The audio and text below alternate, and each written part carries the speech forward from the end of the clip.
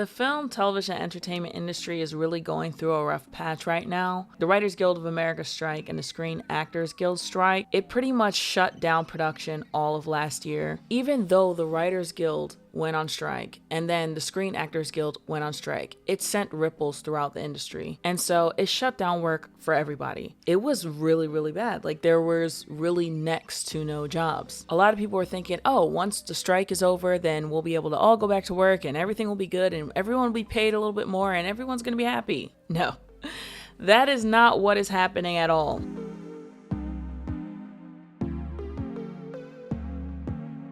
Every year around this time, between January to March, it's super slow in the industry. A lot of people start questioning their decisions. I am the same way. What am I doing with my life? Why did I, choose this? Am I a failure, etc., etc.? And then once the end of March rolls around or April and jobs start picking back up, you're like, oh, all right, I am a productive member of society. I actually am needed and wanted and have things that I can do. Something about the way things are right now just feels a little bit more, and I'm joking, but this shit is serious. Like, I don't think people understand that these are real people's lives. This is something I frequently encounter, being as a creative, working in the entertainment industry. And I think it's really important that the industry stop being so secretive about what goes on behind the scenes. Some people feel like it will demystify the movie magic if we just knew what was going on. And I don't really think that that's the case. I'm sure a lot of people that work in this business know that whenever they tell someone what they do, it's like people don't think that you have a real job. People don't think you get paid. People all across the world spend maybe even a third of their day sometimes just watching television, watching movies, commercials. They have no understanding of all of it that goes behind it, and that it's real people that go there and real people that make money that then use that money to buy houses, cars. People who make movies have car notes just like everybody else, have rent just like anybody else. Last year to this year, a lot of people have lost their homes. A lot of people have been evicted. A lot of people have had to move back to their home states. A lot of people have had to leave their home states and move elsewhere due to privacy and not wanting to corrupt the safe spaces that I see these conversations happening. I won't share anything specifically, but I have seen an super influx of people asking about how to file bankruptcy, asking for advice on how to sell their home, or if they're getting evicted, and so everybody thought that after the strike was over that we were all going to get back to work. It's not really looking too good. For me, it's very shocking and scary to see more senior members on set talking about this. Producers, coordinators, these people make so much more than me. It's kind of like, if this happened to y'all, imagine how bad it would be for us, the rest of us. Because of all this, I have myself had to really pivot on how I imagine myself being in entertainment. Content creation, which I have always been doing. I believe that content creation, self-production is the way that this is all going to go, because relying on corporations, you're going to lose every time. That's just the nature of American big business works. They expect loyalty, slavery, dedication, honesty, shucking and jiving. Yes, bossum. Yeah, I'm just happy to be here, boss. Yeah. Yes, I'm boss. What we gonna do today, boss? That's what a lot of corporations in America expect of you, and the film and entertainment industry is no different, and I'm sure everybody knows. They're about saving money, getting money more at the sacrifice of art and profits, and so this is where the industry is headed, to self-production. You have to start your own production company. You have to have your own vision. You have to bring your own content. And what we have seen with the success of Tubi and other various platforms, and the rise of YouTube and YouTube Premium, and you can have your own television show and series and put it on YouTube, and where people have to pay to watch it. This is where it's going. It's all about the self-business. I like to liken it to the old days where you would go into a community and there was a local baker and there was a local farmer who sold meats, and there was a butcher and they sold jellies, and they were a tailor, and the doctor, the dentist, like that kind of vibe. I recommend anyone trying to get into the industry to start making your own stuff now and finding a crew of people who are willing to do it with you and find your own audience. But let's get into this article by the LA Times Almost everyone in Hollywood wants to get back to work. What's taking so long? After working nonstop on TV sets for almost all of 2022, unit production manager Matt Baker decided to take the rest of the year off. He looked forward to relaxing, playing golf, and spending quality time with his wife and daughter. He expected to return to work after the holidays. Things did not go as planned. Baker has not been employed on a film or TV set since October 2022. I was pretty keenly aware that we were going through a change in the industry and there was going to be some consolidation. And I think the strikes had a lot of effect on how the studios were going to move forward, said Baker, who has worked on TV series such as Hulu's Tiny Beautiful Things and ABC's Modern Family. It wasn't going to be like gangbusters like it was in 21 and 22, he added, but I never in a million years thought that it would be this slow. By the end of 2022, filming activity in the greater Los Angeles area had already been on the decline, according to Film LA, a nonprofit organization that tracks on-location shoot days and filming permits in the region. This downward trend has compounded by overlapping the work stoppages, which effectively shut down filming across the United States for 6 months. I saw a couple people on some of my film groups saying that production in LA has really slowed down because the cost to shoot has become astronomical and completely unaffordable. Apparently for permits, it costs so much to shoot in LA. People they're just leaving and trying to shoot elsewhere. New Mexico is now a huge place where they're going to film the desert scenes, which they might have done in California. Last year, I worked with a music video team who was from LA and they came to Florida to shoot because it was way cheaper to fly their whole crew to Florida and shoot than it would have been to shoot in LA. As someone who frequently shoots in Florida, the permits are pretty cheap. In Miami, $125. In Fort Lauderdale, it's completely free. Louisiana is another big place that's coming up in the filming scene. One of the Carolinas, I'm not sure which one. But people are starting to expand to those other places, which is good because it's really important to break up the whole New York or LA thing. That's why those states, that's why those industries, they become too powerful. They think that they can do what they want. They have the pick of the litter. You shouldn't have to only move into those places in order to make movies. There are so many stories from other states that there's no reason why people have to be in those states only in order to make content. New York isn't the only place that has building skyscrapers or a city. A lot of stories that end up taking place in New York, it's just for, I guess, convenience and tax breaks sake. In the case for California, the tax breaks it's not even hitting like that. So now they're starting to leave and go elsewhere. I've heard people tell me that as soon as you bring out a camera, where's your permit? Where's your permit? Where's your permit? So it's not as easy to film in Los Angeles as it once was. Additionally, in the aftermath of the streaming wars, which saw several companies greenlight in excess of content in an effort to compete with Netflix, the studios have been tightening their belts, slashing their staffs, restructuring their businesses, and slimming down their production budgets and slates. The resulting lag poses a significant threat to California, where TV, film, and commercial shoots are a sizable driver of employment, supporting not just bigwig directors, producers, and movie stars, but also the below-the-line laborers, craftspeople, and myriad ancillary businesses that keep the industry moving. When productions come to town, when they shoot, they need catering. So they need to hire a caterer, which is a local business. They employ workers to work the catering. They also purchase food at grocery stores. Obviously have to have their spot. It's like a chain, you know what I mean? They have permits from where they need to stay. If they need to shoot in a shop, then they're paying the shop owner to shoot there, or a house, they're paying a house to shoot there. They also have to buy clothes and wardrobe, other incidentals on set, paper, pens, pencils. It's just so much. It's so much stuff gets purchased.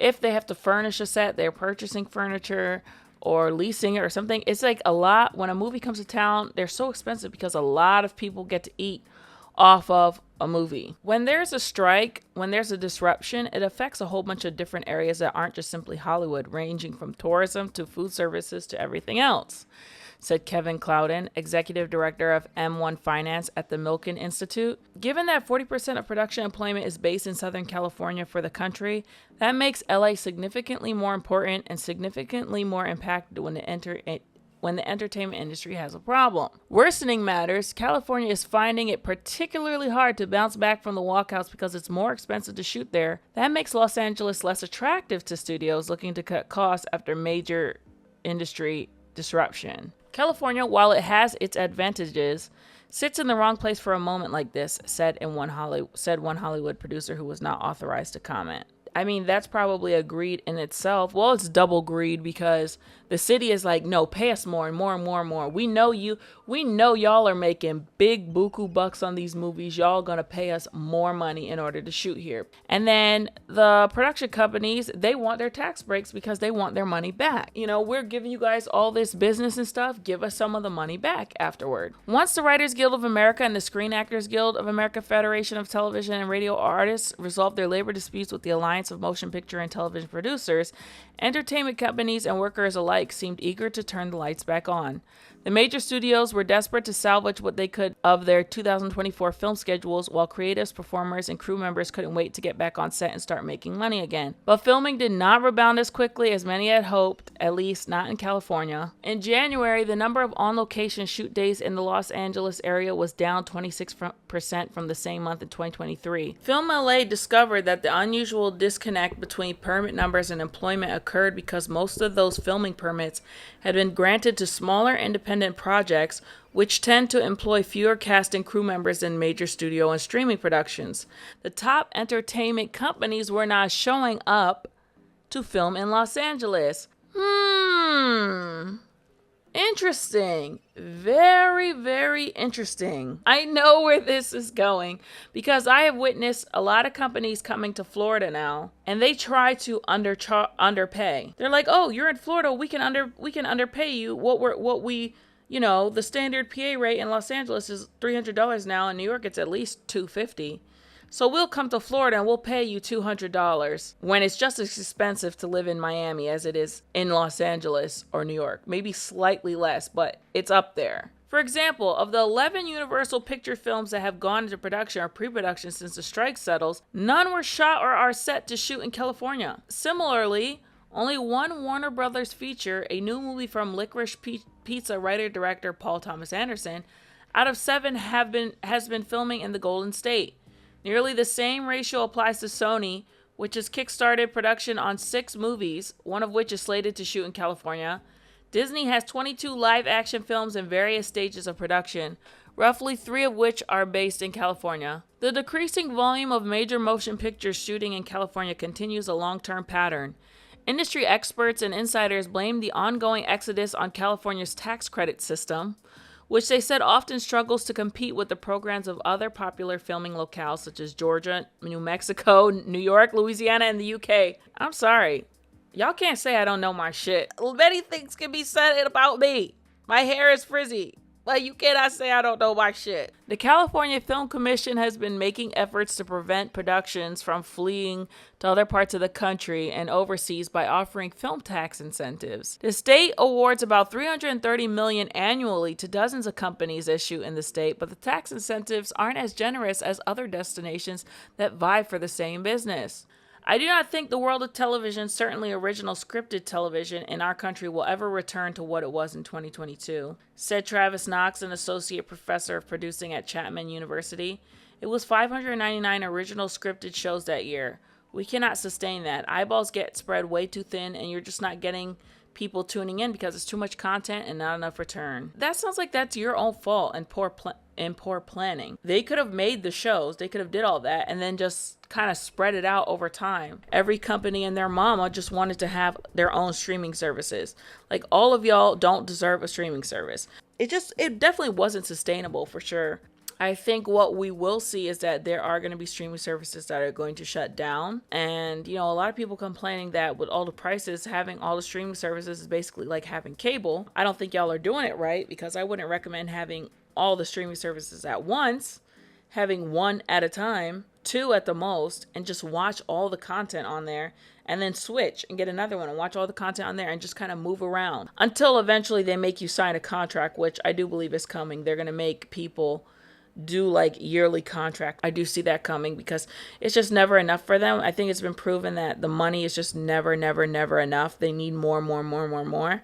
In addition to feeling the economic ramifications of the peak TV era, the studios were operating conservatively than under the looming threat of a writer's strike, which came to pass in May, followed by the actor strike in July. Knox expects a similar situation might be unfolding now in anticipation of a potential strike by Hollywood crew members union IATSE, whose contract with the AMTP expires July 21st. Although folks in Hollywood aren't nearly as certain of an IATSE walkout as they were with the writers, Knox said entertainment companies may be playing it overly cautious. I feel like this would be a bad idea.